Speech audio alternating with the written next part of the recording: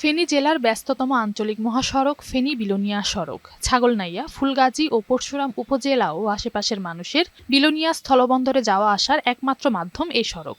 দীর্ঘদিন পর ২৫০ কোটি টাকা ব্যয়ে সড়কটি স্ট্যান্ডার্ড 2 লেনে উন্নীত হচ্ছে। এতে ভারত-বাংলাদেশ সীমান্ত বাণিজ্য বাড়বে। বন্যার ক্ষয়ক্ষতি, অধিগ্রহণ জটিলতা, উচ্ছেদ কার্যক্রম সহ বিভিন্ন সমস্যার মধ্য দিয়ে এগিয়ে চলছে এ সড়কের উন্নয়ন কাজ। দুনিয়া ফুললেন হওয়াতে আমাদের সবচেয়ে সুবিধা হয়েছে, এখন যানজট কিছুটা কমে গেছে। বিভিন্ন সময়ে সড়কটির সংস্কার করা হলেও যানবাহন চলাচলে সংকীর্ণ সড়কটিতে প্রতিদিন দুর্ঘটনা ঘটে। অতিরিক্ত যানবাহনের চাপ, সংকীর্ণতা ও সংস্কারের অভাবে গত এক বছরে অন্তত ১৫ জন প্রাণ হারিয়েছেন। বড় বড় লরিগুলো আসে, বড় বড় ডিস্ট্রিক্ট ট্রাকগুলো আসে, তখন আমরা ছোট গাড়ি নিয়ে অনেক ঝামেলায় পড়ে যাই।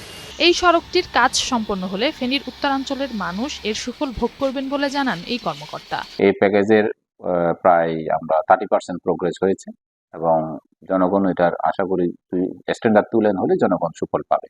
লাভ কম হলেও প্রকল্পটি দ্রুত শেষ করতে চান বলে জানান এই প্রকৌশলী। জ্বালানি সংকটের কারণে কাজের একটু বৃদ্ধি হচ্ছে, কিন্তু তারপরে আমরা কাজ চালিয়ে যাচ্ছি।